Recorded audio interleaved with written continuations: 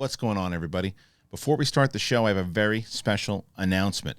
I've been talking about it, and we finally did it, everybody. The website is live. TheChristianHarloff.com is live now. That's right, TheChristianHarloff.com, and we have a very special after-party event. You can watch it on March 24th. It is at 5:15 p.m. PST. The whole Big Thing crew. We've never had the entire Big Thing crew together in one shot. Well, a lot of us are going to be together in the room, and we're going to be talking about a lot of things. And as I mentioned to you, as Patreon is great, it's doing its thing, there's going to be a lot of things that are on Patreon that are now going to move over to the website. Patreon will still have some stuff, but the website is going to start to house a lot of those one-on-ones that I do, and there's going to be other things, and live events. Live events, we're going to be on tour, and you're going to learn more about that on that big event. Once again, TheChristianHarloff.com. Big after party event. Sign up now. It's free to sign up. TheChristianHarloff.com. It helps me. Let me know where you want us to go in the future. It tells you about all the benefits. It gives you updates of things we have going on, and you're going to hear about all the special announcements. So do it for us. Sign up one more time. TheChristianHarloff.com. You just hit that button. Reserve your spot for free. It costs you nothing to reserve your spot and watch the after party. The after party is free on March 24th, and you can watch it, but you got to sign up today.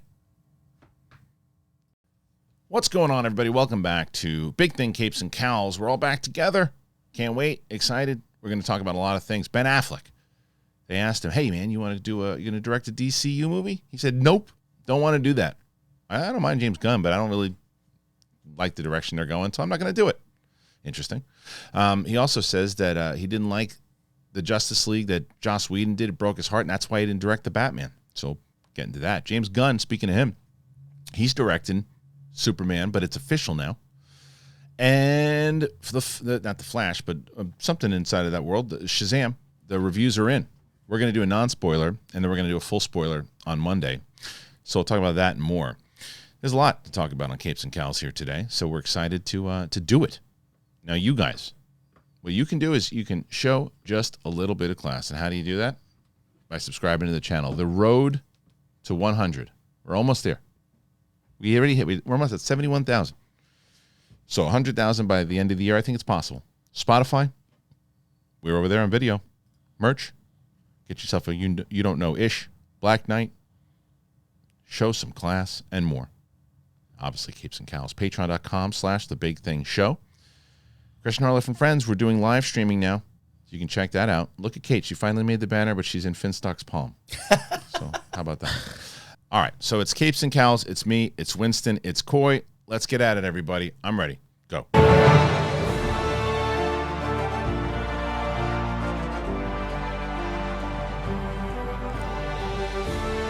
Welcome back, everybody. Capes and Cowls. It's me, Kristian Harloff. Coy, John Dro, Winston A. Marshall. I wish y'all heard the lyrics we came up with. And they're great. They're good. They're really good. Best. They're really good. So thanks for joining us here, everybody. And by the way, if you're not already familiar with, gotta tell you about Carbon Health. This is sponsored by Carbon Health, man. Carbon Health is the best. So excited to be working with Carbon Health. 120 locations. They handle urgent care, COVID, RSV, flu testing, and vaccinations. But what people should be looking into is how they also expanded into primary care services that include connected health. Connected health is the idea that health isn't just about our bodies, but also our mind. Carbon Health's providers come connected with a mental health specialist. Carbon Health is expanding and has expanded their primary care services in 2023. Massachusetts, you can get connected care. So do it. It's now expanded from California to Massachusetts. Carbon Health, it's an excellent urgent care and testing center, but don't sleep on their primary care services. We're excited to be working with them. We love working with Carbon Health. So check it out should you need to. What up, guys? I love that therapy is getting so much more acceptable, especially in Massachusetts, man. As a Boston person, I got to say, we need therapy. Oh, there you go. And now you have it. You can get it at Carbon Health. It's honestly why I love so much media coming out with black folk is including therapy. Yeah. So the fact that the story came out about Creed 3 that Michael B. Jordan and Tessa Thompson went as their characters to couples therapy. Oh, I thought that wow. was really cool. Like to like help them like get more into it. That's or cool.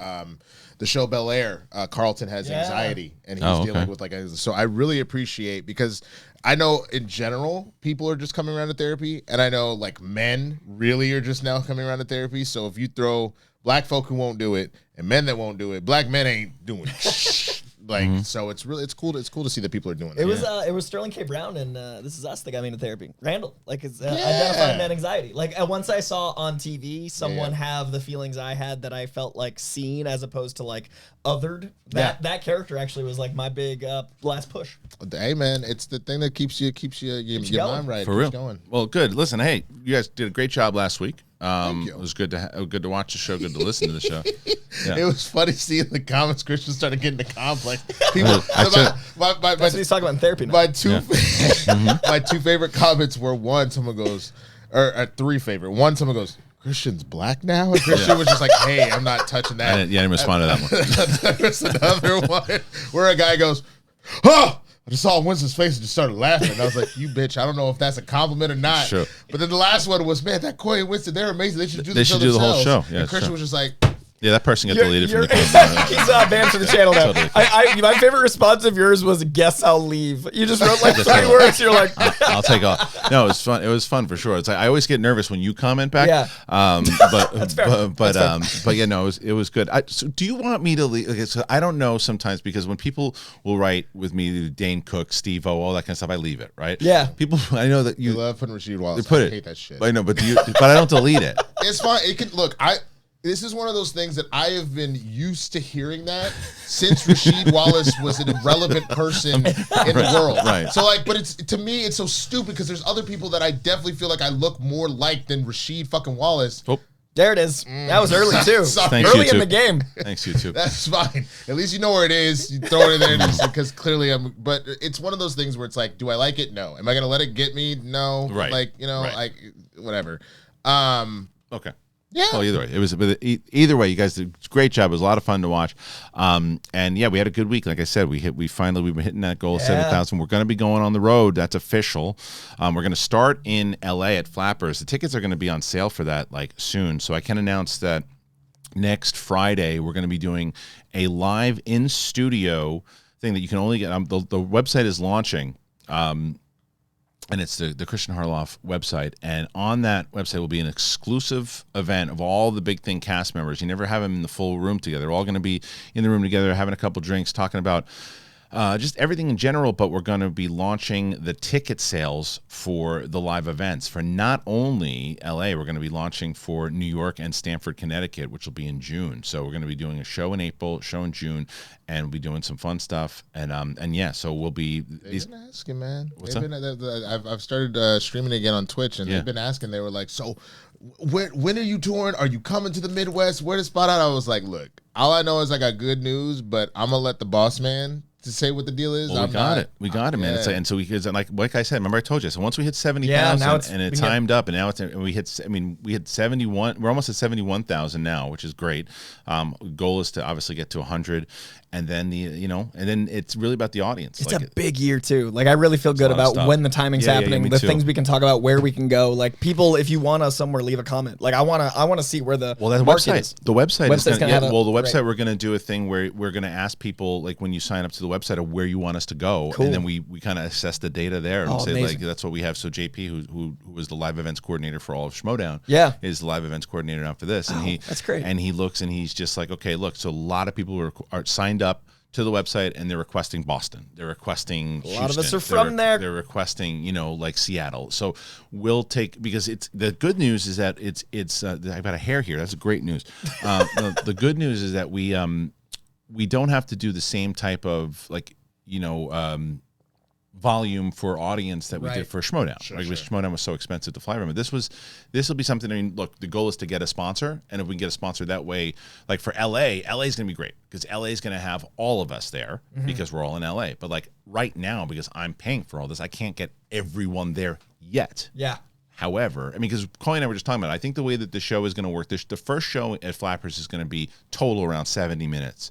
So that'll be, not everyone's going to get a chance to do stand-up on the first portion of the show, and it's going to be a shorter kind of stand-up thing. We'll have to divvy up the time. But the show, the actual main live show will probably be around 50 minutes or so, the podcast, and it'll probably start out, with, let's say hypothetically, it's me and Steph and Mike for the first 15 minutes.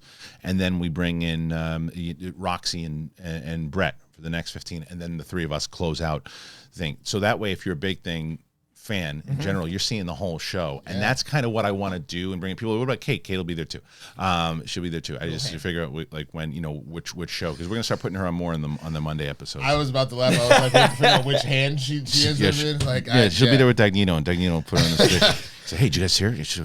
So anyone that hasn't seen me do stand up yet, I'm excited to do. This is my first time. I think we are doing on the stage together, because we've only ever done. We did one. We did one in New York. We did one in That's New York. Right. I'm really excited. I'm coming out of retirement. Yeah, that's this wild part. And I have to figure out, you guys are both definitely doing Manhattan. Yeah. For and stand up and everything too. Just because I got hit with the time, we're only I thought we would do a 2-hour show, and it was an hour to get everybody up, and then an hour to do the show, but we only have 70 minutes, so I got to figure out. I got to figure that out. I'm going to figure it out first, but it's coming nonetheless, and you'll get more news on it. All right, let's get into this, guys. So I'm going to start out here, and I'm going to talk about this story with Ben Affleck. It just hit, and it's big because James Gunn was talking about Ben Affleck directing.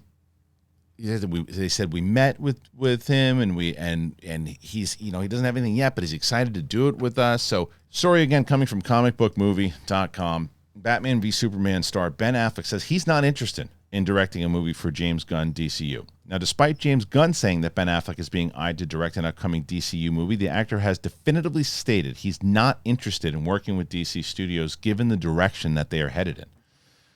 Now, they say, consider us confused. Me too. When DC Studios unveiled its Chapter 1 Gods and Monsters slate for the new DCU, James Gunn confirmed that while Batman will be recast, they want to work with Ben Affleck behind the camera. He also said that Ben really wants to be part of our team trying to bring it together, and he really wants to direct one of our projects, and we're still looking forward to him doing that. In a subsequent tweet, Gunn then confirmed that he met with him. And then Affleck recently sat down with the Hollywood Reporter and said this: I would not direct something for the James Gunn DC. Absolutely not. The actor and filmmaker replied, I have nothing against James Gunn. He's a nice guy. Sure, he's doing a great job. I just wouldn't want to go in and direct it in the way that they're doing that. I'm not interested in that. Affleck is either looking to throw fans off the scent here, or the meeting Gunn mentioned went really, really bad. He had once been lined up to direct the Batman when it was set to star his Dark Knight and looked set to pit the hero against Deathstroke, and then he said that he might tackle Brave and the Bold. It's certainly possible that Affleck is trying to maintain the secrecy surrounding DCU. However, taking his comments at face value, it's impossible to come to any other conclusion than him not being a fan of what Gunn and crew are doing. Needless to say, we want to see what DC Studios detractors taking great delight. Needless to say, we anticipate that the detractors are taking delight in their remarks from the former Batman. All right, there's a lot here, and there's a lot that I actually agree with the way that they break this down. This is one of two things. It's either one, they're working on something, and people are they want to wait and get the hype really going once he announces that it's this movie. Gotcha, we're just kidding, which is fun and could be cool. Or it's legit. He had this meeting, sat down, and goes, no. But he's a pretty outspoken guy. Yeah, I feel like Affleck's very to the point. So he's looking and he's going, yeah, I don't want to do that. No, I like James Gunn, but no thanks. I am right now saying, I think this is a legit story. I think I don't think he wants to do it. No, I agree with you. I think that this is a legit story, and the reason why is I think even though Gunn is a showman and Gunn would love to have I think he's very aware of the fact of how sensitive this is. Yep. Because there are too many people that are still calling for his head and the head of all of DC for not bringing Snyder back. That would be a very poor decision to pull a gotcha in this manner. You already have people up in arms about the way things went down with Cavill. You already have people up in arms about the way things have gone down. And why would you say inside of a tweet, yeah, we got him, and then him go, I just told everybody that we got you. You contradict that. It doesn't add up. So it makes me actually believe Ben Affleck here and think that this is a real deal. And because otherwise, that might be the first time that I question James Gunn's judgment to pull a gotcha with this. This isn't the way to do it. Not when you've already said, hey, we got this guy and he wants to do it. We just got to figure out how, and then telling him not to makes no sense. Especially because you need the hype beast right now. So the last thing you want to do is to have this quote come out. Yeah, right. no. What do you think? That's what's intriguing to me is like, did James Gunn really misread a meeting to that scale? Like, did they have a meeting? He thought it went one way, Ben Affleck thought it went another, and this is just the first time we've heard Affleck's side? Because at the end of the day, Affleck's just now promoting that movie Air, which I hadn't heard about until last week, which is insane. Yeah, like I just hadn't. No, I saw the trailer for a while ago. But that's what's crazy is like I got asked if I wanted to like do a thing with it, and I was like, wait, Affleck's got a new movie coming out, and I had no idea. So I think this is really good on Affleck's part, right? Because now he's getting the press of DC. That's a great point. I'm thinking about it from the macro. It's a great point. This is the first time I've heard an article mention Air, and I'm hearing it because of DC. So now Affleck is getting all the press. The big snowball effect is riding his wave, and now you can talk about your smaller sports movie. So and there's two sides to that. It's one, it's legit. Right. And he's like, yeah, you know what? I don't want to do it. But he just waited to say it until he's promoting his movie. And I might as well just say it now. Or you're playing a ruse and going, people are just going to cover it anyway. And either way, the timing is DC. Right. I think we all think that he's legit about this. And he's saying like, I'm going to use that meeting to promote my movie and let people know that I have it. Smart. Yeah.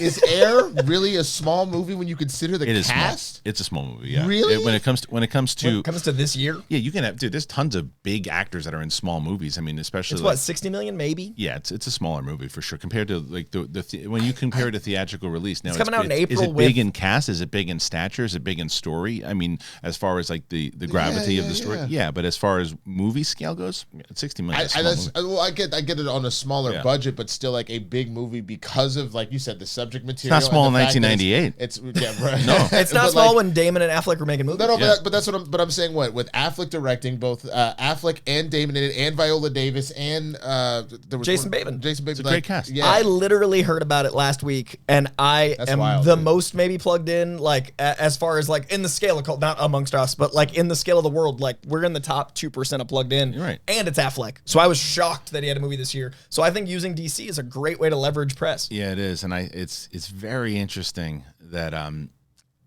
it's disappointing too, by the way, because I really wanted it. We talked about it on the show like 2 or 3 weeks ago, is that we all I think him directing Brave and the Bold would have been an absolutely amazing announcement and a good way to do it, and especially if Air is as good as we think it's going to be. I mean, the trailer. Did you watch the trailer? Yeah, it looks incredible. Great. But think about Affleck at the Grammys. Was it? Like he was with J-Lo. He was at some award show, and just the shot of him handling being at an award show is how I feel like he is in the industry. Like he doesn't want to be there, so why would he jump on a tent pole? I think he'd much rather make a bunch of these movies with Matt Damon, and he'd rather make a bunch of $60 million movies.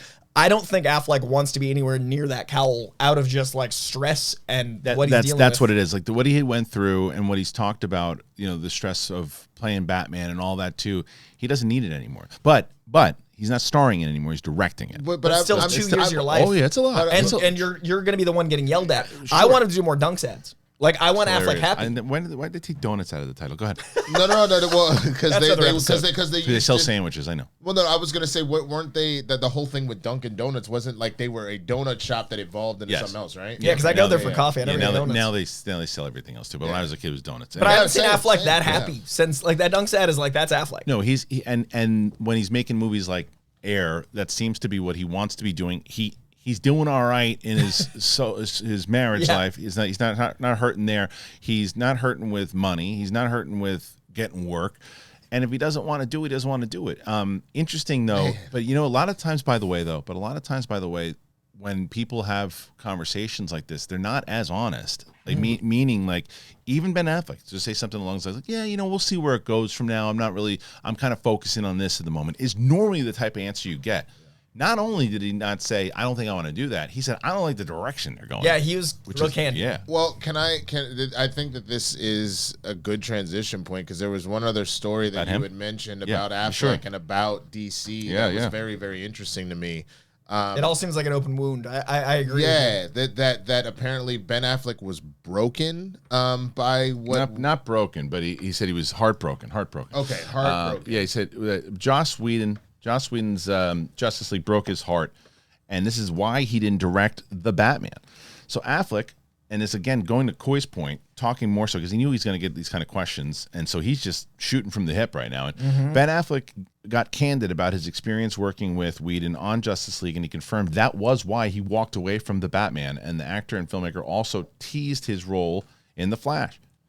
While the tragic death of his daughter led Zack Snyder to walk away from Justice League, it's hard to escape the feeling that Warner Brothers would have always had Joss Whedon at the helm of those reshoots. Yeah, that's the big report anyway. I mean, Warner Brothers kind of did Zack Snyder dirty way before the tragedy. But anyway, we know the Avengers director's script changes were thrust upon Snyder before he departed the movie, and the belief was clearly that he could transform it into a hit. While what we ended up with definitely rhymes with hit, that's funny. The critical and commercial bomb ruined Whedon's career, and a series of damaging allegations about his behavior on set. Those opened the floodgates, and the disgraced filmmaker no longer appears welcome in Hollywood. During a recent conversation with The Hollywood Reporter, Batman actor Ben Affleck reflected on the Justice League experience and admitted it caused those stories to become somewhat repetitive to me and less interesting. This is what Affleck says. Justice League, you could teach a seminar on all the reasons why this is not how to do it, ranging from productions to bad decisions to horrible personal tragedy, and just ending with the most monstrous taste in my mouth. But I was going to direct a Batman and Justice League, and it made me go, I'm out. I never want to do any of this again. I'm not suited. Well, there's our answer to the other story, too. This was the worst experience I have ever had in a business, which is full of some shitty experiences. It broke my heart. There was an idea of someone coming in, like, I'll rescue you, and we'll do 60 days of shooting, and I'll write a whole thing around what you have. I've got the secret, and it wasn't the secret. That was hard. Affleck then went on to say that the time he spent working on those reshoots in London contributed to him drinking too much, as it was either that or jump out the window. After that period obliterated his interest in the superhero movie genre, the actor then said he came to the conclusion that the franchise was no longer for him. Despite that, he does praise Zack Snyder for getting his cut of Justice League on HBO Max and says he didn't hesitate to join the filmmaker for reshoots. I like a lot of stuff what we did, especially the first one. And now Zack Snyder's Justice League is my highest rated movie on IMDb. Say what you want. It is my highest rated career movie. I've never had one that went from nadir to pinnacle. Retroactively, it's a hit. I did finally figure out how to play that character, and I nailed it in The Flash, she said. For the 5 minutes I'm in there, it's really great. As we suspected, his Batman is going to play a very minor role in The Flash, and it will now serve as his farewell to the Dark Knight, despite there being plans for him to be part of Crisis on Infinite Earths movie. Affleck has made it clear he isn't interested in James Gunn's DCU, so unless Marvel Studios can win him over, that might be it for the actor and superhero fair. So yeah, I think we get a lot in here now from this, and a lot of kind of confirmation from the previous one. Absolutely. I mean, it makes logical sense now that you have that context. If this did that much damage to him, and how he sees not only the character, and it's like me and Collider Live. Honestly, at that point, if that's what he directly associates with it now, I'm not surprised that unless James Gunn came to him with a bulletproof, this is what I'm thinking and what I would want you to do, and he's like, okay, cool, you've restored my faith. If you're that turned off, you have to have a bulletproof plan to get somebody to come back. And why risk it, dude? Like, I mean, like everything you were saying, his career's fine, his life is better, like all these things. He's in good shape. He doesn't need it. I also, like, if it led him to drink to that level, and like if he feels like he's got his life together, even if there is a bulletproof plan, there's always that moment of like, ooh, I'm saying the word Batman. Like, if there's the trauma attached to the thing. It's not just that, man. That's 2 for 2 or 0 for 2 of diving into a superhero identity and it just fully blowing up in your face. Let's never forget the Daredevil and everything that went down. Right. He already was hesitant to take the Batman thing. He's like, you know, it was so long ago. I was young. This seems like this is really going to go in a different direction. Who doesn't love Batman? And so for him to go out back on a limb, essentially taking an X back and being like, this is going to be different. And then she breaks your heart in a new way. And she breaks your heart in a much worse way. The two best director's cuts are Ben Affleck movies. Daredevil director's cut is 2 letter grades better than the movie. And then Justice League, I think Justice League is it goes from like a C- to an A. I want to give you guys some trivia that you will not know. Effervescence. No, when I was on for the day that some of the audience might know this, but the day that the Ben Affleck as Batman news broke, we were on Schmoes. Yeah. And we had a very special guest call in to give their thoughts about what had just happened. Oh. And they were in New York. It was raining, and they were on a call. I don't know. may even been a payphone, but I don't think it was a payphone. But it was in the rain. It was in the rain. Colin Farrell in phone booth. But someone would call, and we talked to this person for a good 15, 20 minutes, maybe even longer. And it was the first time that they were ever on the show talking about Ben Affleck. It's relevant to today's show. I'll tell you that. Wasn't James Gunn? No. Okay, relevant to today's show. Was it?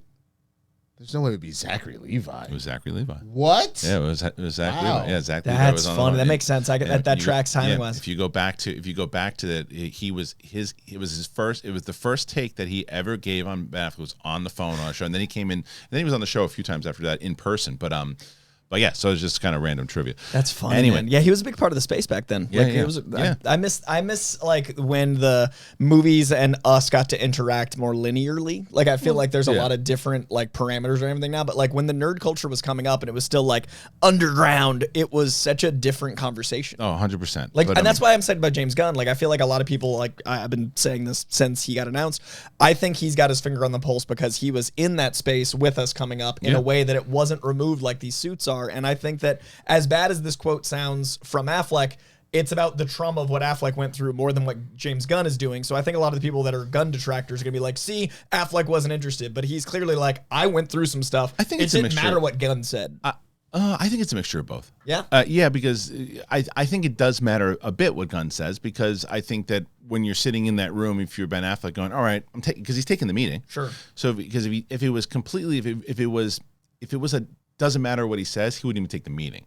If he was taking the meeting and he's sitting down and he's going, listening to him going, yeah, I don't want to do this. Like I see what he's saying, and he's trying to do like, his own kind of idea of connected universe, and he wants me to do this, and I have no interest relating it back to that trauma, but just going, yeah, I'm good. And then J-Lo going, we're good. The bank account's good. You know what also be really funny about that is if it was a situation where he already felt some type of way, I can totally see as any good partner will do, but like any good woman at your side, the minute it's like, maybe they came to me with the put him on the phone right now. He ain't doing it. He's not doing it. He right? ain't going to do it. Yeah. I'm not gonna let you. And you're not. But as much as you're kidding and serious at the same time, like it's not be surprised. 100%. I wouldn't put him in that spot, man. My wife would, if I was in a place where like, if again, and this is again, I make it very, very clear that it is nothing against the especially the people who are there now, because they're all different. But like if Collider called me up today and was like, hey, we're gonna reboot Collider Live. We want you to come back. We got you to do this. We have the money. We want to reboot the whole show. My wife would be like, no way. Yeah, you're not doing it. I can't believe it was that bad. Like you tell me how much you really just don't like. If I could remove anything from my life in my career, it would be that show. I would put it in the toilet and flush it down. Can I tell you then what's really impressive about you is that from all those times, because I'm assuming around the time when I started showing up, you were already past like I'm over this issue. You got to remember that during that time. Not too professional. I had to freak out on air. Remember, I got in trouble for it. But the whole point with all of that, the reason why, and again, this is as we were talking about in the beginning of the show, the whole reason that you talk to people, you don't hold it in, you don't do all that because look at him. I'm not comparing myself to Ben Affleck, but just saying in circumstances like that, I guess it is comparable. Yeah, because at that time in July of 2018, Schnepp passes away. Right. 3.5 weeks later, my brother passes away. I carried a year of not talking to anyone and doing all these things, and then plus I did not. I mean, the people I worked with on the show were great. I had good times with them too, but I did not feel like the show, myself, any of my co-hosts were appreciated on the show at all. Yeah. And I carried it for a while, and I carried it for a long time. And like I said, I took it into work with me that day, and I paid for it. But it's like, but that's the type of thing. Would I want to go back to that? No. Does he want to go back to that thing that when he wakes up and he thinks about, like he said, he was thinking about jumping out of a window. Instead, he drowned himself in the bottle. And look at Affleck's career when he had to take breaks because of drinking. And like this episode, I think, airs on St. Patrick's Day. I like alcohol, but I also see the slippery slope of it. And Affleck's been one of the biggest faces of that going awry without it being tragic. Like he's been a guy that's been public about it, and he's also been a guy that, like, if you look at candids of Affleck, the man looks broken a lot when he's drinking. And I'm just so glad to see him healthy. I'm so glad to see him happy. And it was like we talked about with the Rock thing. Like I was worried about the Rock, like as the dude, right? Like the man himself. Right. And there was a darkness on his Instagram.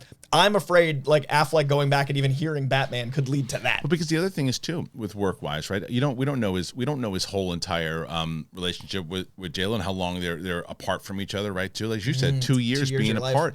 If it's that strong, because a lot of times, like there's strong people in your life that help you and everything too. And if you're not around those people, I mean, not saying the guy's not strong and can't handle it, but 2 years being away and doing all these things, traveling and inside of this type of machine again. Yeah. If you're him, you're going, no, I'm good. I understand it. I do get it. It just the thing that to me is him going so candidly going, I don't like what they're doing. It wasn't him saying, that's not where I want to be anymore. Yeah. It's him going, I don't like what they're doing. Right. This is the one time, because I am on the mind that I think I like that James Gunn is so candid and out there on Twitter. But I still think sometimes it's too much, because I think that he's going mental wise. I don't know how he does it. He loves to do it, but he does. I think, but this is the time. Where is he on this? Yeah, like, I want to hear this. Like this is where I want to hear James Gunn go. Yeah. Okay, wait a minute. He just said this. True, false. Like this is when James Gunn don't respond to Fartfest 73 who's going, oh, you don't know what you're doing. That's a lie. Great, we know that guy's lying. What's going on with Affleck? That's what I want to see James Gunn respond to. Well, speaking of that, the story I want to talk about. Yeah, let's do it. James Gunn is officially directing Superman as well as writing it, and I think the way he delivered this news, as well as the news itself, is pretty delightful and heartfelt and exactly Superman. So I definitely want to talk about this. Yeah, go ahead. Okay, I didn't know if we were getting a graphic. So basically, James Gunn. Take a pause because I'm going to edit it. There will be a graphic. Oh, okay. Ready? Hold on.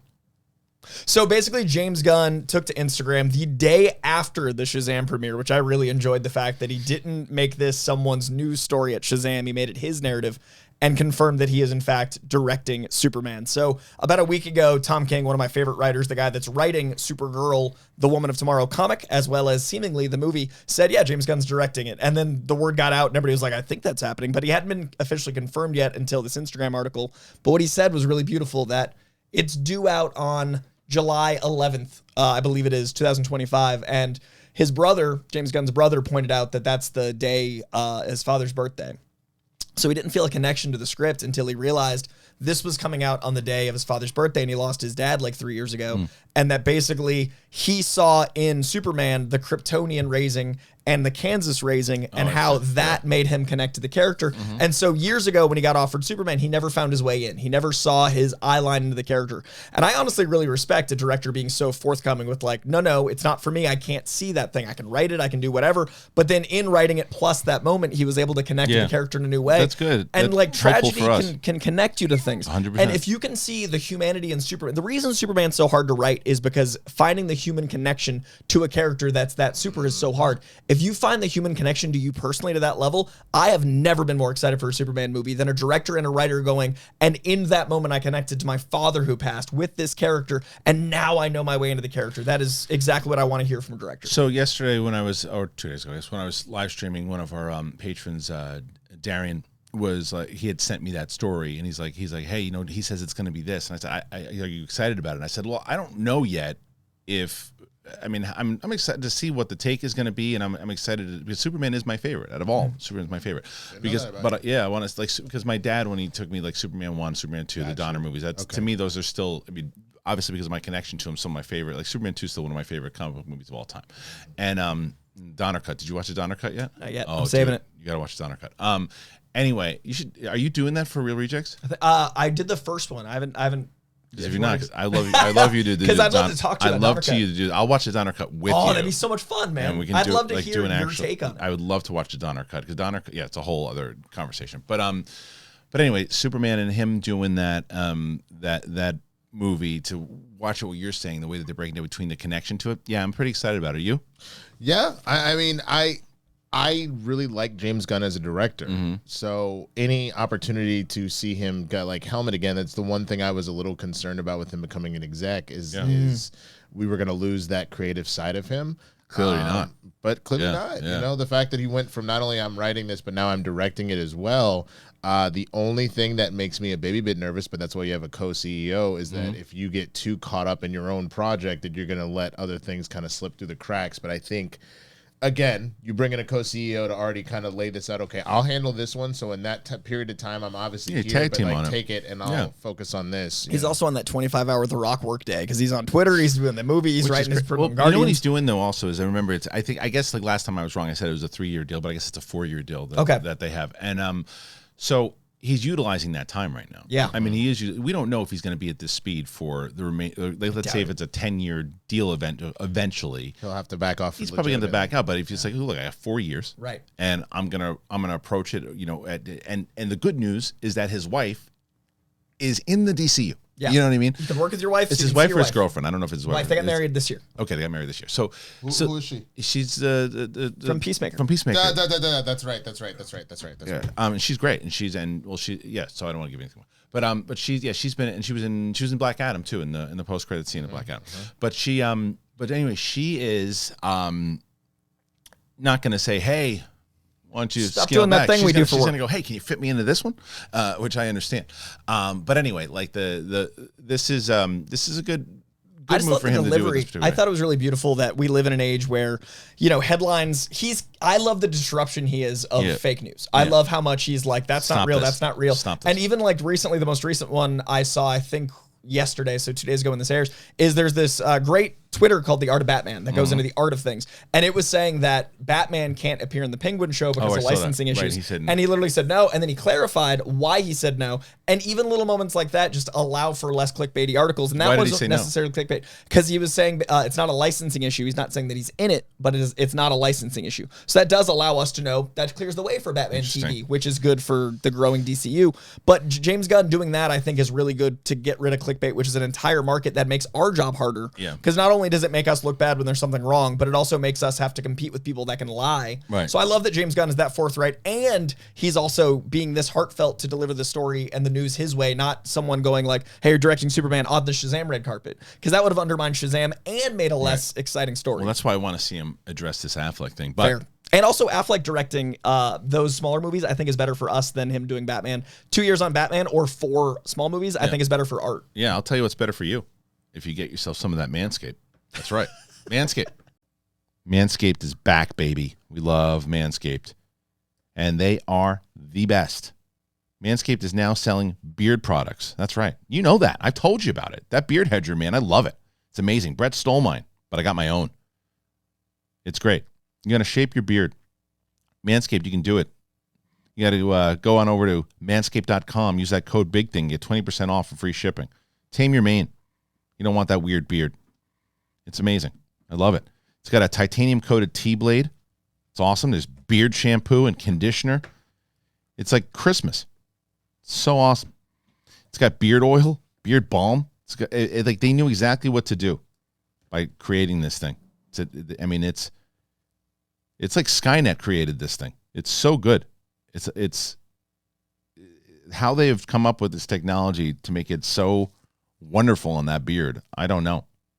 And Miles Dyson working over there. The Pro Beard Kit also comes with free gifts, 3 of them: beard brush, a comb, and scissors. So people who want to get their beard looking nice, that's how you do it. 20% off, free shipping. Use that code BIGTHING at manscaped.com. That's 20% off with free shipping at manscaped.com. But use that code BIGTHING. Manscaped Beard Hedger. It's 1 stroke, 1 guard, 20 lengths. Once again, thank you to our friends over at Manscaped. Use that code, man, manscaped.com/bigthing. It's important. It's important. And you help out the show tremendously. All right, I'm gonna flip over now, and I got to get to this. I don't know what this is all about, but it started with Zack Snyder teasing Darkseid. No, everyone's like, well, he's doing this thing now on Netflix. Who knows if this is true? Darkseid. Director Zack Snyder sends speculation into overdrive with a cryptic Darkseid tease. Well, this came out of nowhere, again, for comic book movie. Justice League director Zack Snyder has shared a cryptic incoming transmission featuring the voice of the villainous Darkseid. What could it mean? Justice League and Batman v Superman director Zack Snyder has taken to Twitter to share a cryptic video, and fans are convinced that it has something to do with the return of the Snyderverse. To be fair, it is easy enough to see how people would jump to that conclusion. The incoming transmission is only 15 seconds long, but it features the voice of the Snyder Cut villain Darkseid as he tells listeners to save the date, 28th, 29th, and 30th of April. So it just says full circle. I don't know. Let's see what says if we can play this. Oh, let me turn it down a little bit. Sorry, everybody. This is the actual. I haven't heard this. Have you guys heard this yet? I've been fascinated by this. Yeah, I heard.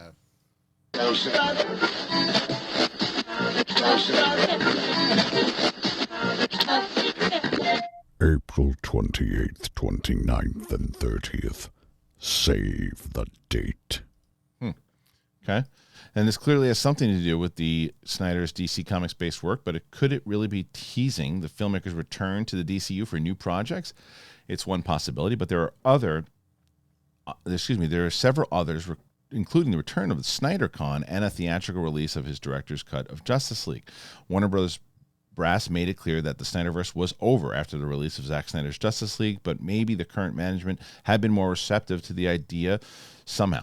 DC Studios co-head James Gunn has previously confirmed that he's spoken to Snyder about the DCU slate, so maybe they have decided to collaborate. If so, expect Gunn to weigh in sometime.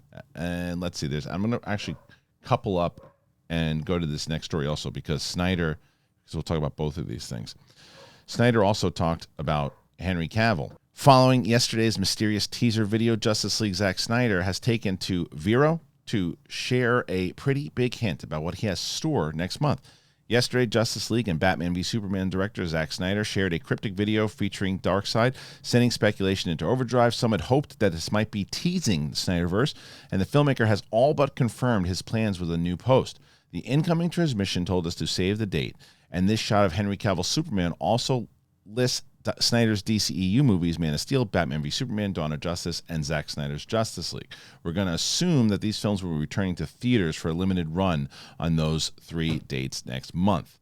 So they give you there's a picture of Henry Cavill, and it says Return to the Cycle. Some fans will seem to be holding out hope that this is a new DCU project for Snyder on the horizon, but it's time to let go of the Snyderverse for good.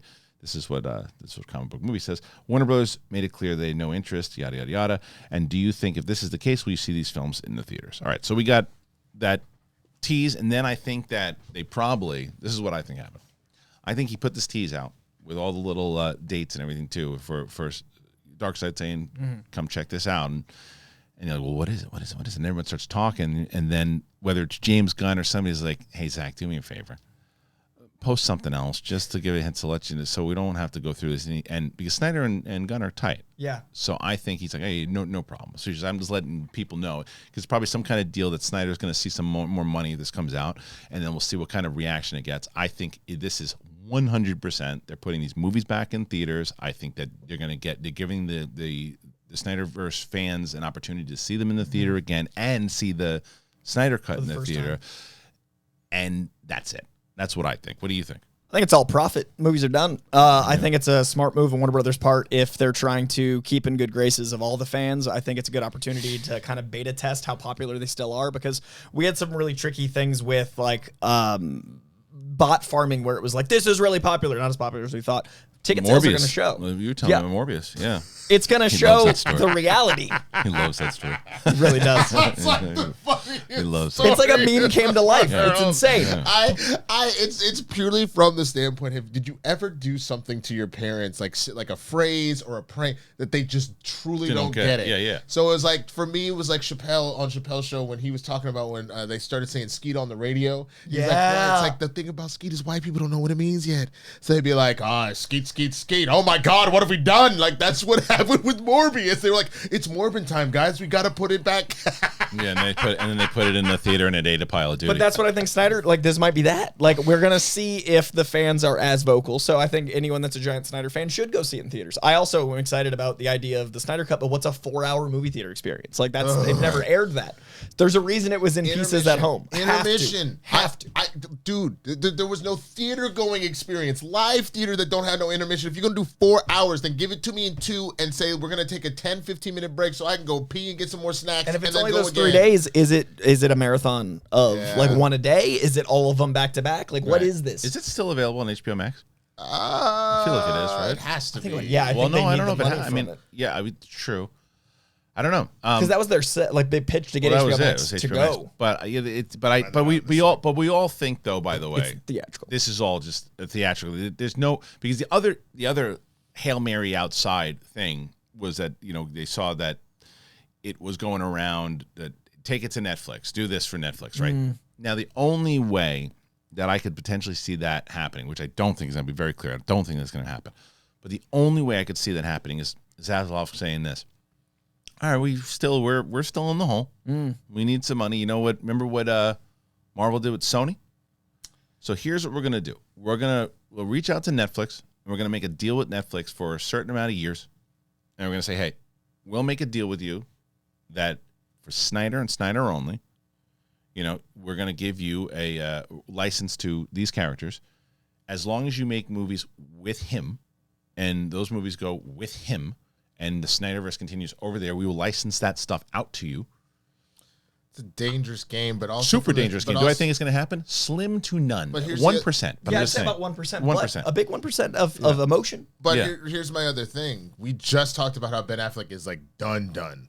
Do you think that he would willingly come back to roll with, even though he said what happened? Remember what he said in his comment. He said he doesn't like the direction that that Gunn was going in. Absolutely, but I also know from the standpoint of seems to really be a big Zack Snyder guy. Affleck. He definitely is, and he said he did appreciate what Zack was able to kind of go went back to the reshoots with him bottom to the top, and I understand that, but knowing full well what that potentially means as far as like the drinking hole he was in, we just read about it, all that kind of stuff. Like but again, he was in a drinking hole because of Whedon and not, it wasn't the Snyder stuff. It was because he came back for Snyder, and again, it's not that it's. But that would be a separate thing altogether. That is a task all in itself, but it's not the task. Sure. The task is saying, how do you figure out between Warner Brothers and Netflix? The answer is it's not going to happen. But if it did, it would be a way for Warner Brothers to profit. It would be the other reason that I wouldn't do it if I was Warner Brothers, because when you're it's confusing, and it also, if I'm James Gunn, going, what, you don't trust what we're going to do? It shows a lack of confidence in the new guard if you're leaning on the old guard. I think there's definitely profit to be made. Unless you're licensing it, though. Well, look at the Batman animated series. Amazon just picked it up. Remember, they dropped it on HBO. They just picked it up like with that amazing roster over on Amazon. So now Amazon, if you look at Amazon, it's actually like the most stacked animated like market, like because they got Invincible, they got that, they got all these things. So I could see Netflix being like, hey, let's make long form stuff. Let's make another Snyder cut. Let's make 4 hours. Right. It would be impossible to do because with stars that big, trying to keep their stuff under wraps would be. The people would be like, well, why aren't you available for X, Y, and Z? But the only way I could see this happening is that if you're letting the DCU get its lift off, and this Snyder stuff at Netflix was happening on the low, and then you find out like couple months before it's supposed to drop, hey, guess what we've actually done as part of an Elseworlds over here at Netflix? But you would literally have to do it in complete silence because you would be undercutting yourself. It's too confusing. It's too confusing. So I think, and what it's also going to be a massive indication of what Snyder wants to do is the question of what is his movie comes out in December on Netflix. That's what I thought this was. It said incoming message from Darkseid. I thought it's because Ray Porter is in Rebel Moon. Yeah. I literally thought it was like the actor that plays Darkseid has something to say. And then we had 3 dates and I was like, Rebel Moon can be an absolute game changer for Zack Snyder. Like an absolute game changer for him. Let him have his own IP. I would rather Zack Snyder play in his own sandbox than have to share. Because if Zack Snyder can create his own universe out of Rebel Moon and it turns out to be a massive hit and you can make TV shows out of it, you can make spin-off movies out of it, you can do all that, why would he need to go back? I mean, I know that it's blasphemy to say inside of the Snyderverse fans, but it's like, if he creates this whole thing, that's the other question that I have though too, and it's the one that I always wonder about. I know that it's sometimes there are different scales, I think, of fandom in general, right? So there's a scale of the fan that is a DC fan, but inside of the DC fan also became big Snyder fans and liked his vision of it and believed that he truly was the one to give what they always envisioned it, and what they saw, they loved it and they embraced him for it. And there's that. And so they still love DC, but they don't like the James Gunn stuff. They don't like the stuff. They liked what Snyder's doing, but they're still DC fans. But then there's people who just are like ride or die Snyder, whatever Snyder. But why aren't they following him over to his other stuff? That's what I think is that's why I think this is a good test, because what is the Snyder fandom actually doing? Is it a Snyder fandom, or is it because they seem to be like Snyder, ride or die Snyder? That's why I say Rebel Moon is so big, because if they are these ride or die Snyder fans, then that movie should have astronomical numbers when it debuts on Netflix, and it really should. And it's like, so, and it's because it doesn't seem to be what I was always going to say, is because you look at like Robert Downey Jr. when Robert Downey Jr. did The Judge, didn't do very well. Wasn't the Judge pre-MCU? No. It was the first thing he produced under his new banner in the MCU. Yeah, it was nominated, and Robert Duvall got nominated for an Oscar for that movie. But I remember that. Wow. Yeah, it was after. Yeah, that was after, I think, Iron Man 3. Like, it was deep. But there was a couple. But there were a couple movies that he did that they didn't follow him over there. But he didn't have the kind of social kind of Doolittle. Right, it's true. But he didn't have. They wanted to make that a franchise. Right, but they didn't have that kind of social, I shouldn't say following because he's got a big following, but like that kind of the passion that the Snyder fans have, right? Also, the internet doesn't translate to ticket sales. I'm very excited for the day that TikTok is not the barometer by which they choose what fame is. I'm very excited for the day they realize that. You do realize that that day is never coming, right? Because they said the same thing about Vine, and then Vine went away. Died. No, I understand that, and I'm not saying that TikTok won't. I'm saying this, they keep falling for the trap. But it's because they want numbers, because suits like to go, that's a number, and they feel comfortable with that. And I'm saying that's a trap. Well, look, remember Fred? Remember Fred from YouTube? It's exact. Nobody remembers Fred. What? Fred was the biggest YouTuber ever. He was this kid who did this like high pitched voice, and he's the big. They gave him his own series. They gave him his own movie, and the movie tanked.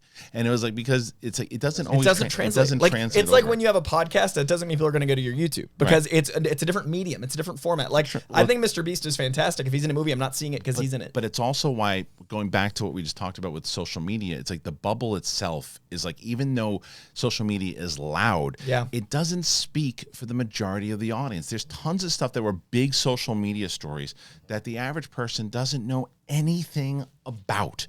And if I brought up like when I was at my dinner and drinks with friends from New York and Queens and my family in Queens, we were all, and I was talking about how they didn't give a crap about the Oscars, and I sent you guys though too after reading about it. Was so funny your text out of nowhere because I was literally on the plane. I was so enjoying like the world talking about movies for once, and then I get this text from Kristian like it doesn't need to be, and I was like, what a different night we're having. 100%.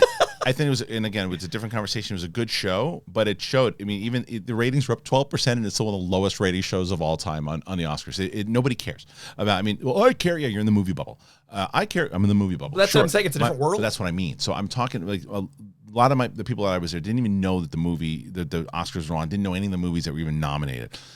Those same people, if I brought up at that conversation about the Snyderverse, they're like, "What are you talking about?" Like, everyone knows about the Snyderverse. No, they don't. Everybody knows about what's going on with DC. Everybody knows what's going on with Marvel. Everybody knows that there's a new Avengers movie coming out. No, they don't. It's specifically. I mean, you go across all social media, but it's specifically Twitter. It's very funny. Yes, I hate it. I wish it goes away forever. How it's specific. It's the worst. Specifically from the standpoint of like, for example, Yellowstone is I don't know if y'all knew this, is the most watched TV show in like the last decade. Mm-hmm. It's insane. Yeah. Had no idea. Yeah, I know. Yeah, but like that's because wow. It's even higher. Perfect. Hey, I'd like to be Sopranos level 2. Thanks, 100,000.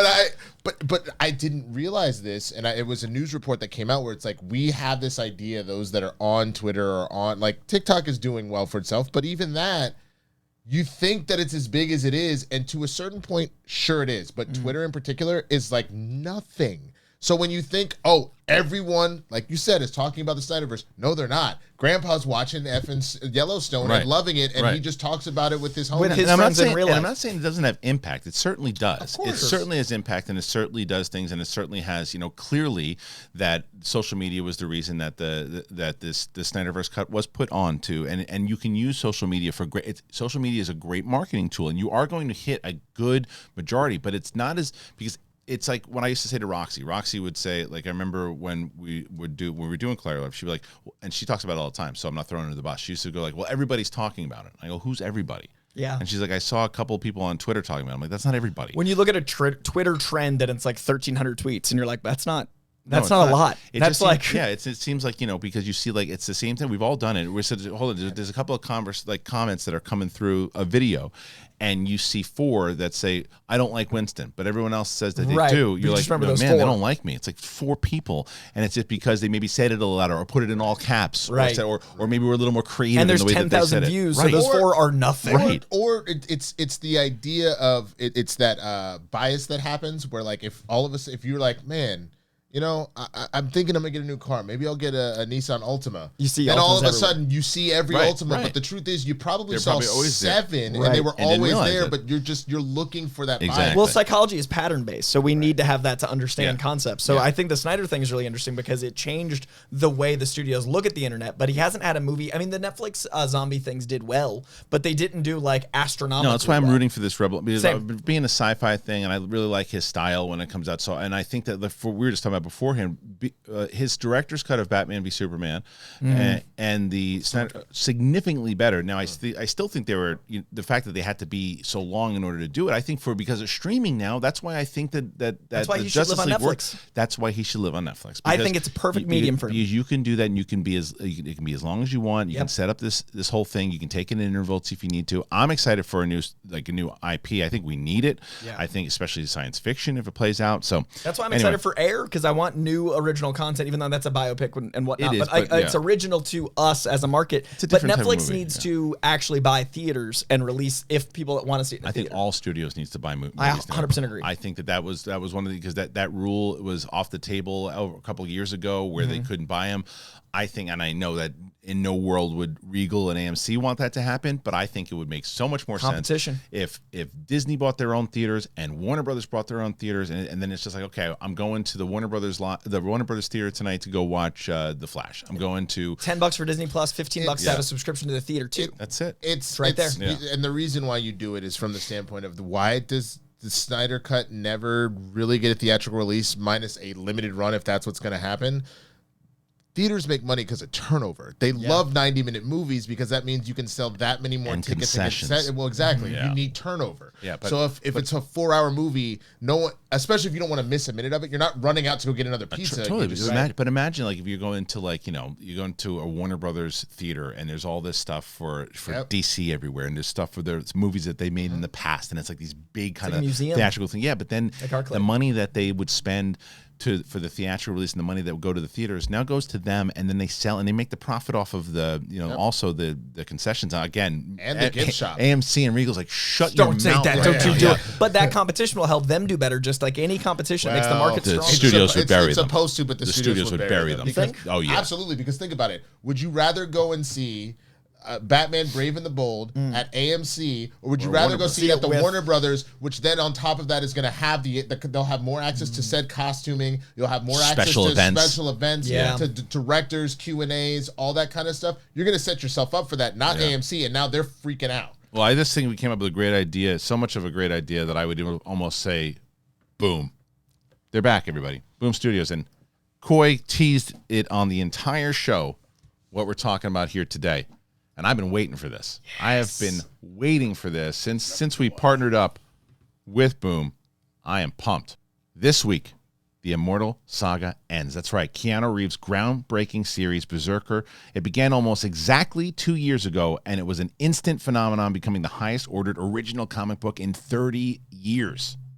The series follows an immortal warrior cursed to violence as he carves a bloody path through history in search of answers to the mystery of his own existence and how to end it. Now, 12 issues later, the epic story is coming to a close with its final issue, and it's written by Keanu Reeves and Matt Kent.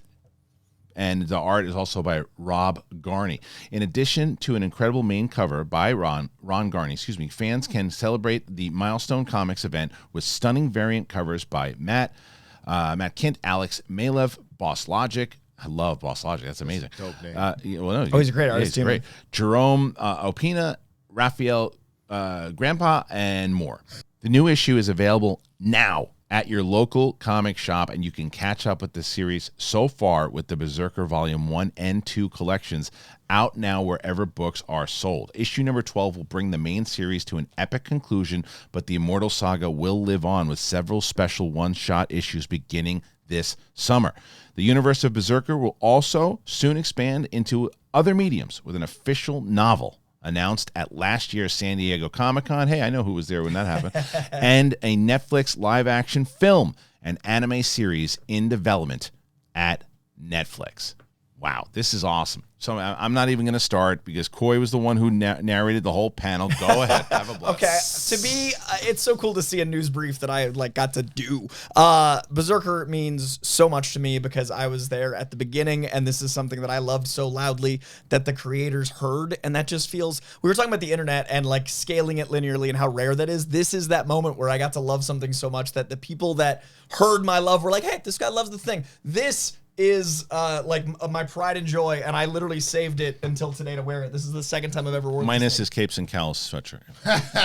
Look at this. That's great. That's pretty awesome. That's great. The book is genius. This is a Trad Moore piece on my back, and the artists they've chosen for the variant covers are all incredible.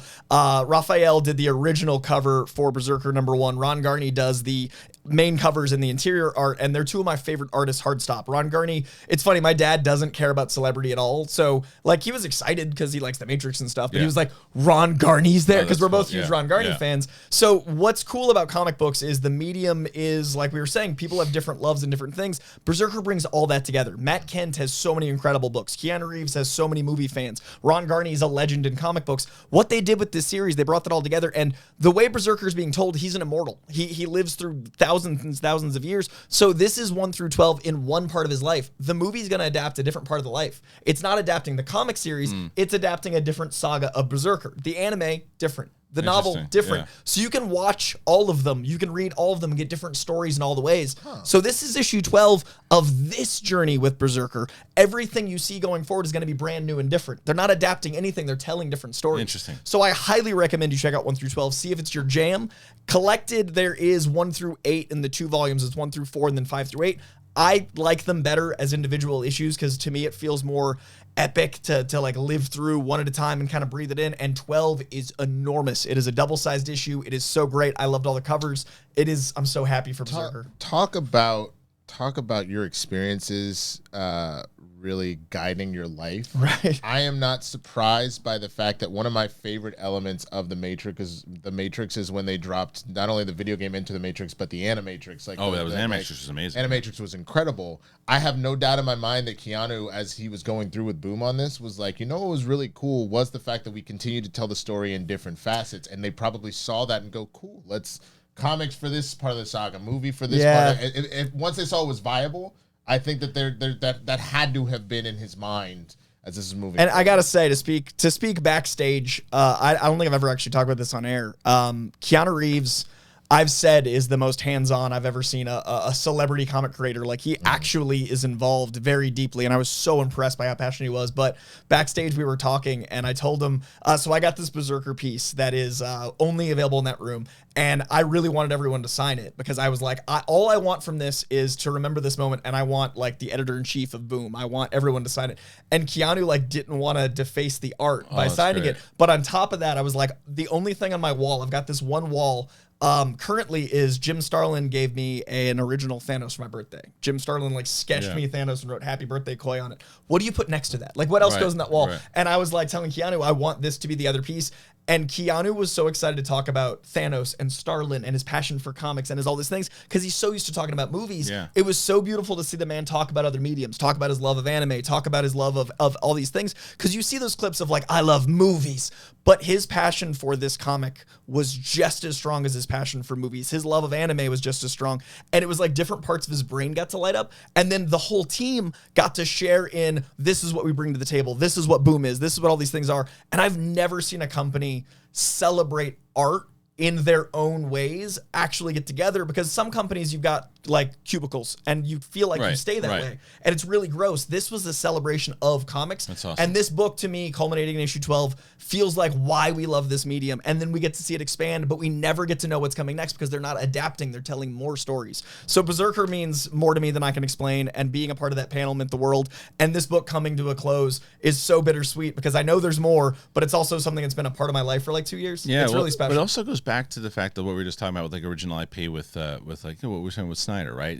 So when you have this universe that they've got Keanu Reeves as Berserker, and they're telling these different stories, and you could find all these different ways to do it, and they're going to have a thing with them. And then as he's had the Matrix, he's had John Wick, he's had all these things, and to transition into something that he created, it would be very interesting and very smart for Boom to lock him up, because everyone was always talking about it. As you said, he's a big comic book fan. Like, was Marvel going to get him? Were these people going to get him? Like, who was going to get him? And Boom got him. And that's not to say that he's not going to do, because he was going to do Constantine, he was going to do this other stuff too, and now they don't know if that's going to happen again. But either way, we know Berserker's going to happen. That's part of his deal. So anything else as far as comics go? This week is a really interesting time because we're transitioning into DC's New Dawn. So they're doing a lot of #1s over at DC. I highly recommend the new Superman. I'm definitely enjoying Nightwing with Tom Taylor, the bringing in the Teen Titans. A lot of really interesting stuff over at DC because I feel like they're going, okay, things are cooking. Let's see what stories are going to land. So if you want to jump into comics, now's a really good time. And also Something is Killing the Children, also from Boom, is just accelerating in a really wonderful way, which Netflix is doing. So guys, comics are alive right now in like a 90s way, and I'm very excited about it. And once again, thank you to our friends over at Boom, who obviously sponsoring this segment, and why we wanted them to, because they have stuff like this. This is absolutely amazing. Check out all their stuff that Boom has. Boom Studios and Berserker. All right, we are going to wrap up in a second, but I would be remiss if I didn't mention the Shazam reviews, man. They're in. Now, we've all seen it. Like I said, on Monday, we're going to have our full spoiler episode where we'll talk about it. But here is the article. Shazam! Fury of the Gods arrives on Rotten Tomatoes at 69%. It's got 40-plus reviews at the moment. It probably has more since then. But the review embargo for Shazam Part 2 is lifted earlier, and while its Rotten Tomatoes score has been fluctuating, it seems to have settled around a 69 so-so review. The review embargo for Warner Brothers and New Line Shazam lifted earlier tonight, and the response has been pretty positive overall. It doesn't seem to won as many people over in 2019 as the 2019. I thought it was 2017. 19. Was it 19? Mm-hmm. All right. The movie's Rotten Tomatoes score has been fluctuating pretty wildly. It doesn't help that the site is currently glitchy, but has now settled in around 69% with 45 reviews. Most critics praise the movie's cast. Agreed. Sense of humor? Sure. While noting that it doesn't quite match the first film's charm. All right. The more negative reviews focus on the formulaic story, facts, repetitive action, yeah, and Skittles. Oh, yeah. Yeah, I forgot about that, and it is really annoying. It is really Really? Oh, I thought it was hilarious. At first. And then it's just such an ad, dude. It's such an ad. It's just like a slap in the face ad. It's like when it first started, it was funny. I thought it was cute, but then it's like, give me a break. Anyway, and you can check out the reviews. All right, so we're gonna do a kind of non-spoiler at the moment because we're gonna get so heavy into it on Monday. But as I mentioned, I don't know if you guys have seen it or not. I liked the movie. I thought it was fun. I actually thought the tone was even sometimes more consistent in tone than the first one was. Mm-hmm. I did. My biggest issues were very similar to what they had said. I did think sometimes the action was a little repetitive. Sure. Mm-hmm. I thought that the humor was pretty good. I thought that it was pretty predictable. I think it's pretty formulaic, and I think that right now, if you want superhero movies to really succeed, you have to go away from the formulaic thing. Mm-hmm. Didn't work with Black Adam. Might not work here with this, the way that this is tracking. So I think formulaic is not the way to go. My biggest issue, as I have mentioned, I know that I am maybe in the minority, maybe not. So I think you might be on the same page. I like Zach Levi a lot. I do. I think he's really charming. I think he's been in a lot of great stuff. And I think that he's a great ambassador for the genre in general.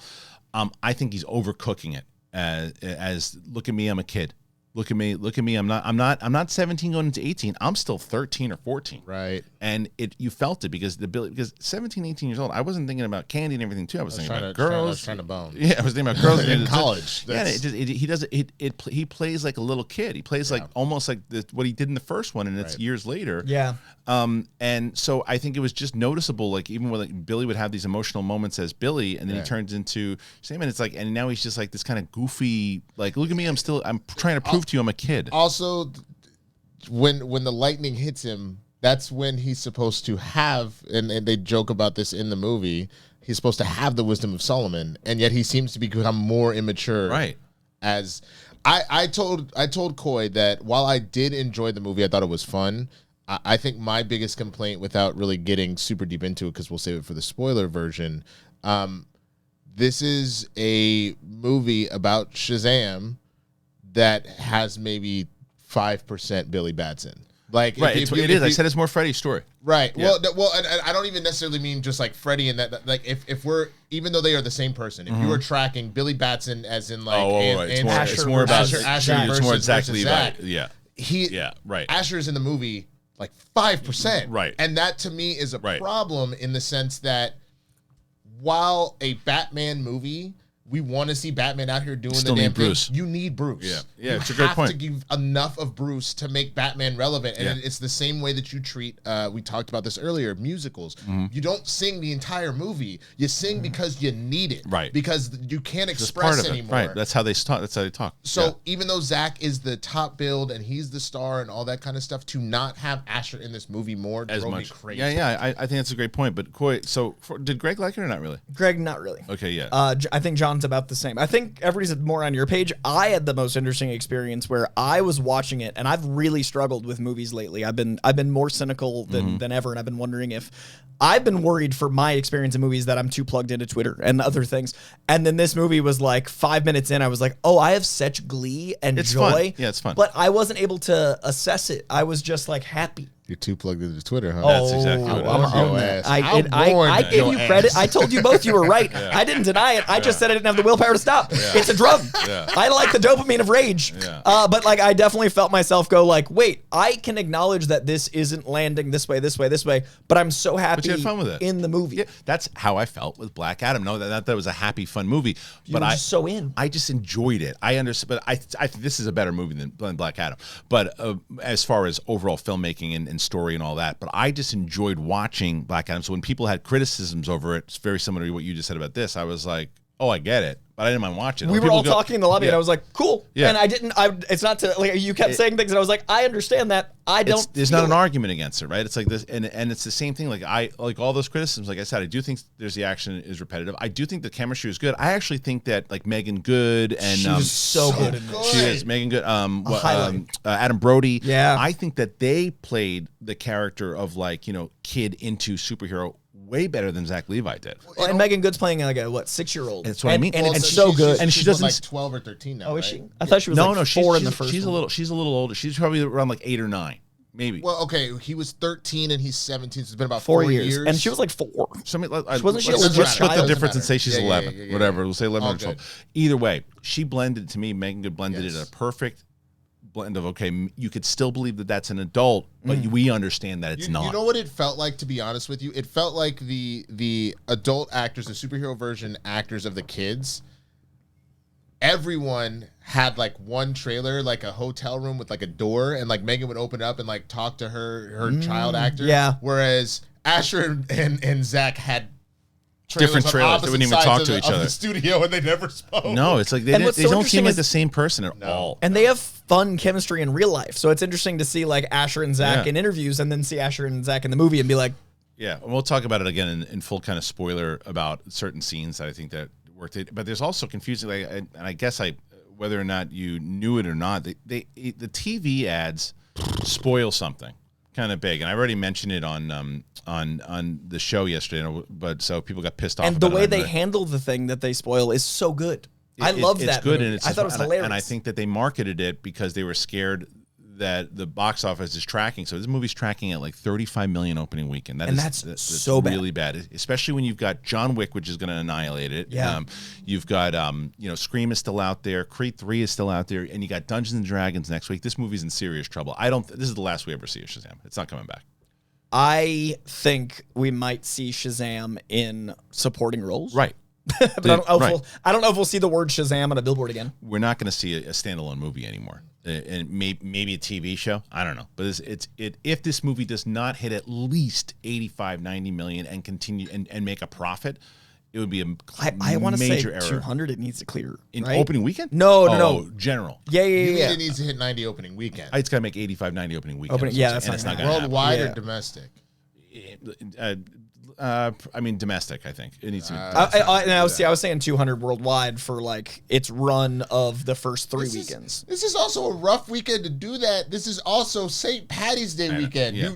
But the kids. I get for the kids. This movie's for kids. I understand that, but you still need to hit that 18 to 30 demo. And if everyone 21 up is like, I'm gonna go get trashed, that's not a good look. It's true. Look, so the movie itself, it's so fun though. It's a fun movie. It is a fun movie, and I definitely, I'd be lying if I didn't say I enjoyed watching it. I thought there's some really good moments, some good emotional moments. I wish the parents would have been used a little bit more than just watching news, but because I thought they were so good in the first movie. The first one had a different beating heart, and this one had bigger laughs. And like they're both funny, but it's a different tone of heart. And I thought that the laughs were relevant and it made sense. And I also saw both Rachel Zegler was really good. I thought that, and I thought Lucy Liu and Helen Mirren, the opening scene was fantastic. I thought it was good villains, and we'll get into all that and more on the spoiler on Monday. So you can join us on Monday episode with myself and Winston and Coy will be here. But in the meantime, Winston, where can they find you? You know where to find me, at the Swaggy Blurred, man. And I'm back streaming again on Twitch, so come hang out with me. I always tweet about it, so follow me on Twitter. TikTok, YouTube, all that good stuff. Got a lot of fun things across the board, yo. In honor of St. Patrick's Day, follow me on YouTube. Do it for me. I'm at 18.2 and trying to get to 20K. That's my road to 20K. At Coy Jandro on YouTube, TikTok, Twitter, Instagram, all the chaotic internet things. Well, there you go. So, and once again, for here, if you're brand new to the channel, you've been watching this show, whether it's on Spotify, you're watching it on YouTube, and you haven't hit, as Ariana DeVos says, do the thing. Well, do the thing here and hit that subscribe button. And make sure Harloff did the thing. That's right. You did the thing by subscribing to us, and it's the dance that makes that whole bit. Anyway, do that. Make sure you do. Go to Spotify, get yourself a shirt. Patreon.com/thebigthingshow, and head on over to the Kristian Harloff and Friends channel. Trying to stream at least once a day. Hope that you join us over there. For my friends over here at Capes and Cowls, Winston and Coy, and me. That's us. We'll see you later.